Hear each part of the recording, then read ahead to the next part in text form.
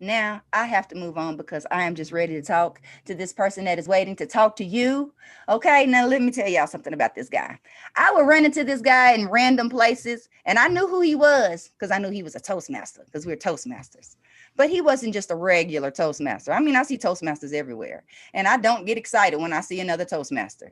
But when I see this Toastmaster, for some reason, the chemicals in my body be like, oh, that guy. I didn't even know his name at first. It's just I knew his energy. I felt like I knew his energy imprint. Him and this other lady that he tends to walk around with, they both have this energy imprint that had left a mark on me. So anytime I would go to a conference where the two of these folks would be, I'm going to look for them. They don't know it, but I'm looking for them. Like, hey, but I randomly would run into this person, and I don't think it was by coincidence. I don't think it was by happenstance. I don't think it was an accident. I think it was divine timing. I think it was divine connection. So this person that I think I'm divinely connected with, his name is Mr. Robert Kittridge.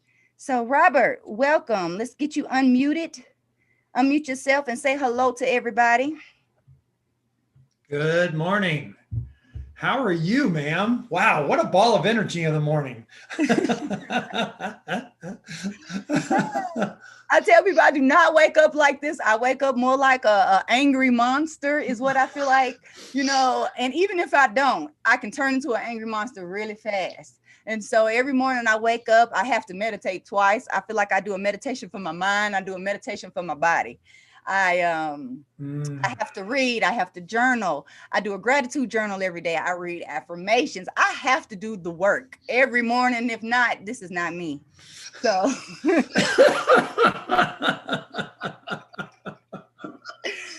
so that's what I do. No, that's me either creating friction, because I definitely can create some friction. I know in my house, oh Lord, I wake up ready is what I feel like. I'm like the monster ready to eat, or I'm like a lioness. I'm ready to hunt. So whoever is in my eyesight is prey. It's an unfortunate thing. Unfortunate, we'll call it what you want. We got to have who we are. Is that not right? Well, so a couple things there. Right on. Yeah, I've never seen you like that. So, okay, right. And you're right.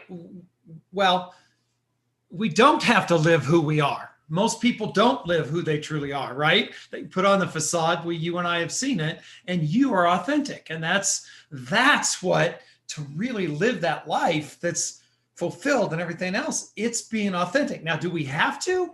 I don't believe we have to. It's up to our choice to whether we choose to. And you and I choose to do that every day, every day. Yes.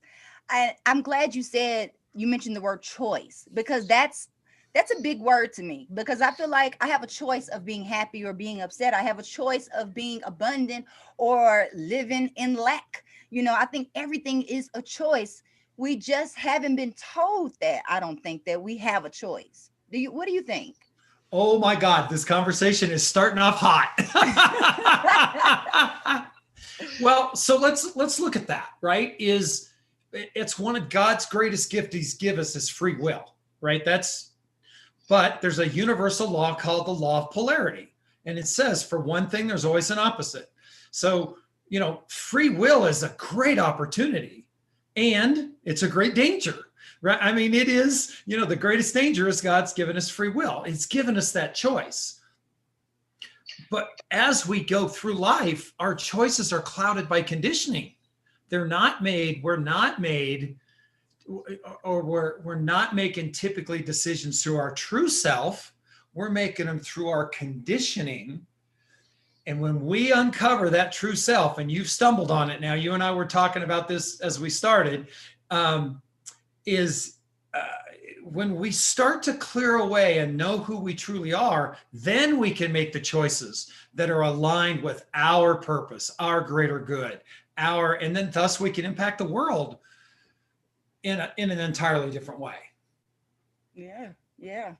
It's all about choice. And I want to say thank you for informing people that they have choices in life, because so many people don't know. So they need people like me and you to let them know, like, yes, you have permission. Like sometimes you find yourself, I don't know if you do, I know you work with a lot of folks, but I find myself sometimes giving people permission to be themselves, or giving themselves permission, a permission that really they should give themselves, but they've never known, you know. So I want to talk about awakening, because I know that's something that you and I have in common. We know about this awakening thing, and we know the truth about awakening. You know, I think a lot of times when people think, oh, when there's an awakening, that it's like kumbaya, and it's like, ah, and just sparkles and glitter and everything is calm. And I believe that that is not true. What do you think? You're right. That's what they think about. Right. I don't know how many times in the last, and I've had a huge awakening now. I say mine started in 2016, but I've been on the path of it for years. I just didn't know it. Mm-hmm. And what I find is that awakening doesn't make life easier. It makes life, I call it delicious, right? It's just because you look at things differently. And again, as you're doing this and uncovering, you also get to process things differently. And so my troubles have not went away. I still got to pay the rent and put gas in the car and put food on the table and worry about where my next client's going to come from and blah, blah, blah, blah, blah.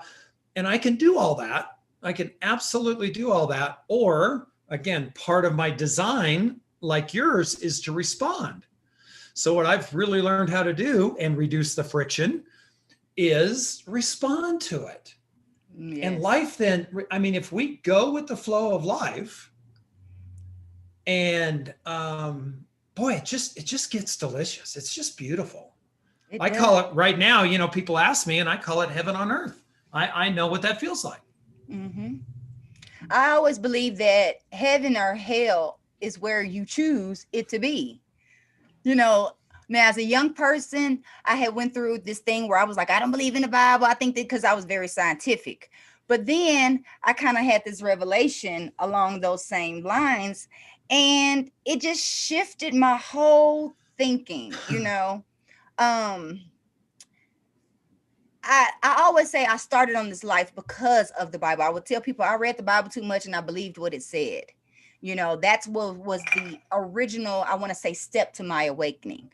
From there, other books came into my awareness, and I just started paying attention more. And it seems the more I did that is the more I guess, quote unquote, woke up.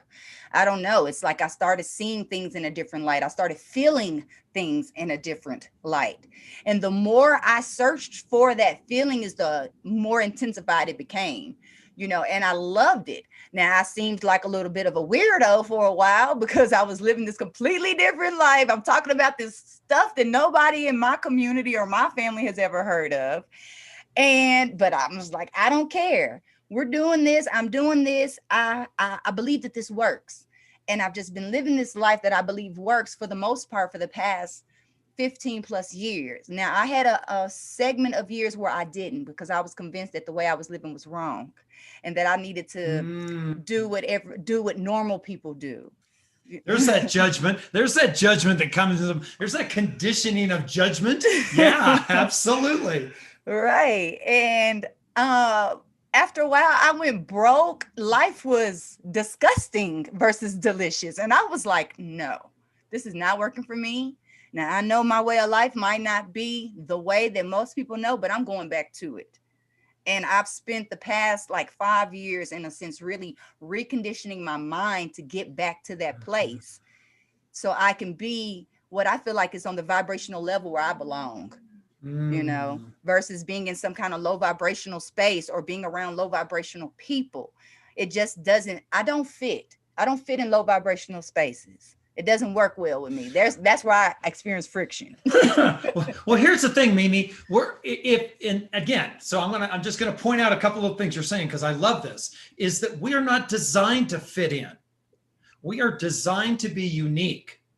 We have a DNA, a design, every single one of us. And, we were talking about a modality now that both you and I are familiar with, but we are designed unique. There's only one of us. In all the combinations of all the centers and all the gates and all the blah, blah, blah, there's only one. It's society that conditions us to fit in. It's Mm-hmm. society that educates and trains and develops us to be in the box. And you and I don't fit. And if, some people we know don't fit in the box. And of course the world's going to look at, and I've been through it too, right? Some of my friends are like, oh, what's happened? I want to catch up. And then, I start talking and you can just almost see them feel like it's like, they're like, which potion did you drink? Or which, it's like, and here's what I've become and that's okay. Because that's their choice. That's their world. And I don't need their approval. No. I don't need their approval. Mm-mm. So speaking of design, that we all have our own unique design, can we talk about human design a little bit? We absolutely can. So how did this come into your awareness with the human design? Well, let me give you just a snapshot of where I've been. Okay. So I think you've heard part of this story. 1982, back of a police car was my kind of personal growth awakening. It was nothing bad. It was really a stupid damn thing anyway. But it was where I first inside started to feel like that's not where I belonged. And trust me, I was on a path of drugs and alcohol. And inside, there was just something that went, what the hell are you doing? Started reading. And one of my friends gave me the book, The Magical Power of the Mind. It was my first book. And when I was moving and unpacking, I actually found that copy of this book. So it's kind of cool. Fast forward, I have been, I've been a member of the John Maxwell team. I've been in personal growth seminars. I've dealt with personal coaches. I've grown just in little steps, little incremental steps, as I call them, which has all been great. So in June of 2020, after some major changes of my life, choices that I took that I didn't ever think I could take. So I was already kind of starting to live in this authenticity. And a friend of mine says, you need to meet this friend of mine, you need to meet because you guys are on the same wavelength. You talk the same stuff. You need to meet. And we met for coffee, instant connection. We shared stories, we shared stuff. And at the end, she was like, I think I've got something I want to introduce to you. And it was human design. Okay. Oh my God. It has made such an impact on me. I first to look at my chart, my design, and see why I've done everything I've done. Yeah. And not as a good or bad, not as a judgment, not anything else, but to start to understand that for my mind, how my mind works is that our human design is our wiring diagram of our energy. Our centers, how we take in energy, how we release energy, how we process energy, and it's not about the mind, it's not about the thinking. Right. It's about our mind is never our inner authority. Our authority is whatever that is for your design. Everybody's got different. And so it is, I've dug in, I have peeled back the layers of conditioning. I took I've walked away from organizations that I've been part of for years because I really understood that I got involved with them for the wrong reason for me. Not, I was trying to prove myself. I uncovered a memory that at 18 months saw my mom and my real father arguing about what to do with me because I wasn't wanted.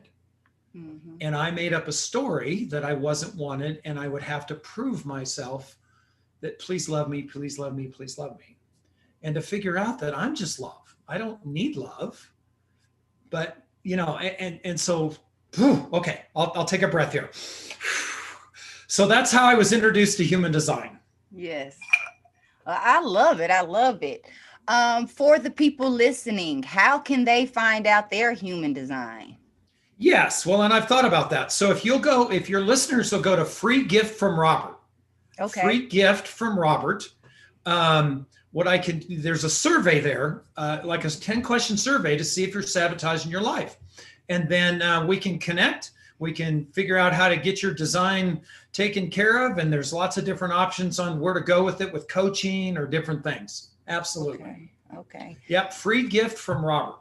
Free gift from Robert. .com. Y'all make sure y'all write that down. Freegiftfromrobert.com. But please believe I will put a link in the show description or wherever you are seeing this or listening to this. Unless you're on Clubhouse Live, there's nowhere to do that. But what you can do is what I am going to encourage Mr. Robert to do is to put that link in his Clubhouse bio. So that way, if you are following him on Clubhouse, go ahead and find that website and tap into this information that he is delivering to us, because it is important. It is crucial. The little bit that I have learned, ladies and gentlemen, love bugs, about this human design has been phenomenal. You know, even before we started this call, Robert gave me a little bit about myself. You know, he saw my chart and he was like, oh, this. I'm like, okay, yeah. I'm telling you guys, get the chart. Get the chart and contact Mr. Robert so he can, you know, get with you and maybe get you some coaching and work with where you are. Because what I believe about him is that he will work with you where you are to get you to where you desire to be. Am I on the right track? Oh, girl, you've hit it nail on the head. There was nothing in there about me, right? It's all about where you're starting. I don't care where you've been, and we'll discover that, right? And we'll go through it. People got to, and again, that's part of the human design, has allowed me to process my past now through what it is versus what I've made it to be, versus the story I've made up for it. And that has allowed me to detach from the emotions of the story that's held me stuck. I love it. So we'll have to talk about this more, maybe outside of the show, because